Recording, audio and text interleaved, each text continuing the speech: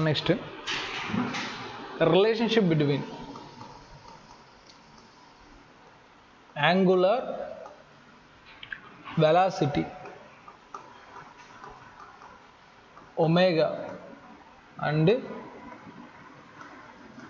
angular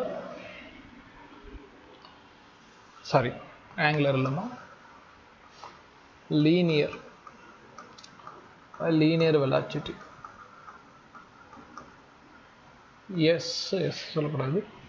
v ரெண்டுமே vector ஞாபகம் வச்சுக்கோ.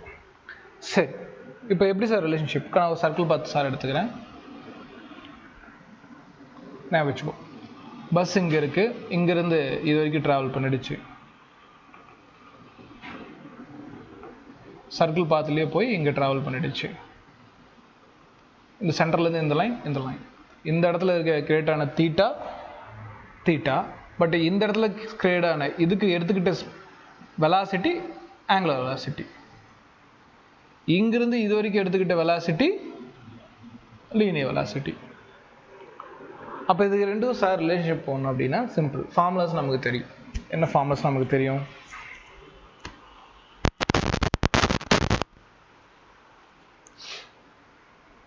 நமக்கு என்ன ஃபார்முலாஸ் தெரியும்? லிசன், வெலாசிட்டிக்கு ஃபார்முலா அதுலேருந்தே கொண்டு வரல, ஒன்றும் பெரிய பிரச்சனைலாம் கிடையாது. வெலாசிட்டிக்கு formula distance divided by time taken. இது வந்து கொஞ்சம் டிஃபிகல்ட் ஆகும்.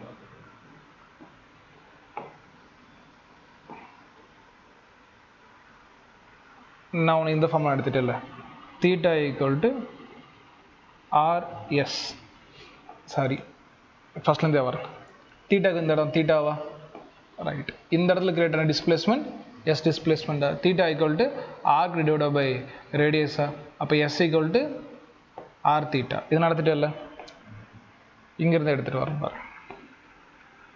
இப்போ என்ன பண்ணுறேன்னா R equal S equal to இதை எடுத்துகிட்டு எழுதிக்க போகிறோம்.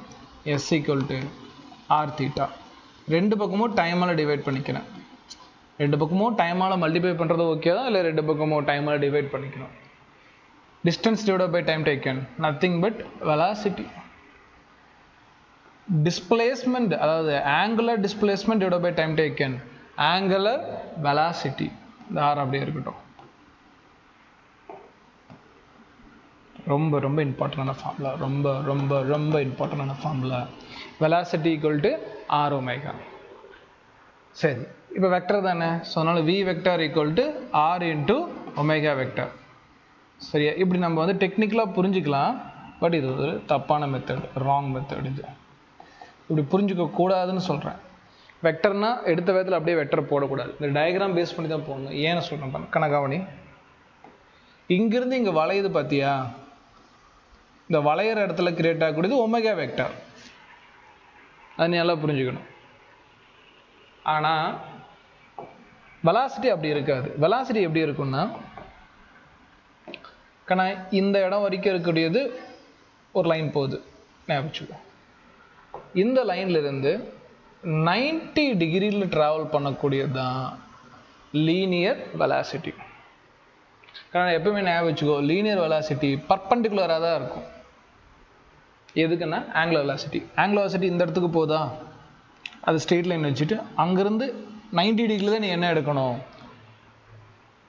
அங்கேருந்து 90 டிகிரியில் என்ன எடுக்கணும், உனக்கு லீனியர் வெலாசிட்டி எடுக்கணும். கிளியராக வரைக்கும் பாயிண்ட் அண்டர்ஸ்டாண்ட் ஆகுதா? சரி, ரைட், ஓகே. அப்போது இது யூஸ் பண்ணக்கூடாது.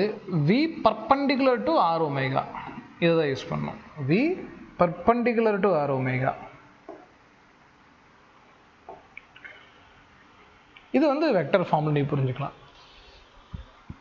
இந்த இடத்துல வேணா நீ வெக்டர் போட்டுக்கோ.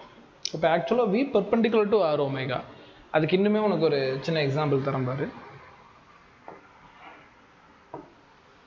இது சர்க்கிளில் இந்த சென்டர் பாயிண்ட், இது சென்டர் பாயிண்ட்லேருந்து இந்த பாயிண்ட், இங்கே ஒரு பஸ் இருக்குன்னு வச்சுக்கலாம்.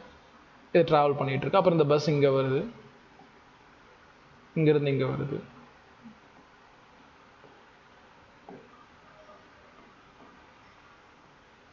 லிசன், இது ரேடியஸ் தானே, இந்த ரேடியஸ் வச்சு அழகாக போட முடியும் உன்னால். இப்போது இது 1வது பொசிஷனில் இருக்குது, இது 2வது பொசிஷன், இது 3வது பொசிஷன், இது 4வது பொசிஷன், இது 5வது பொசிஷன்னா 1வது பொசிஷனில் வெலாசிட்டி வெக்டார் எப்படி வரையணும்னா you have a radius vector. இந்த ரேடியஸ் வெக்டார்லேருந்து 90 டிகிரி, அதுதான் வெக்டார். இல்லையா டேஞ்சன்ட்னு கூட சொல்லலாம். இந்த கோட்டுக்கு மேலே, இந்த சர்க்கிளுக்கு மேலே இப்படி ஒரு கோடு வரைஞ்சால் டேஞ்சன்ட்னு சொல்லலாம், தப்பு இல்லை. அகெயின் இங்கே பாரு, இது ரேடியஸ், டேஞ்சன்ட். அப்போ இது பேர் V2, டேஞ்சன்ட் V3. இப்படி வரையணும் கரெக்டாக, இதுக்கு மேலே வச்சு டேஞ்சன்ட் V4, அது டேஞ்சன்ட்.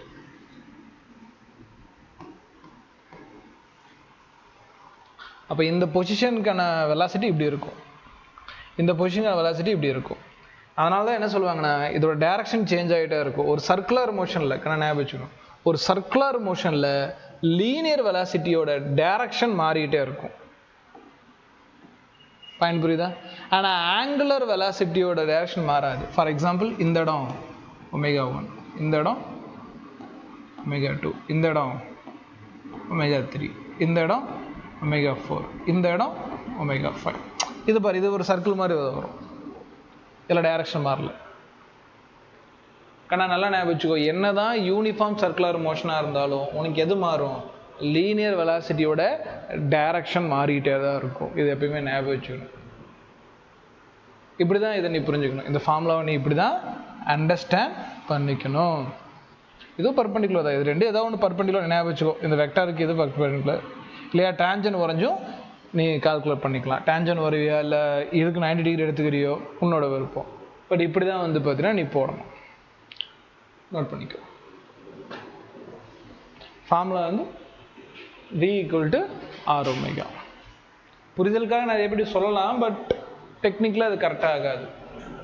ஏன்னா இது வெக்டராக இருக்காது, இது ஒரு டேஞ்சண்டாக இருக்கும். அதனால இப்படி ஒரு இந்த ஃபார்முலா அதிகமாக யூஸ் பண்ணுவாங்க. இதை புரிஞ்சுக்கணும்.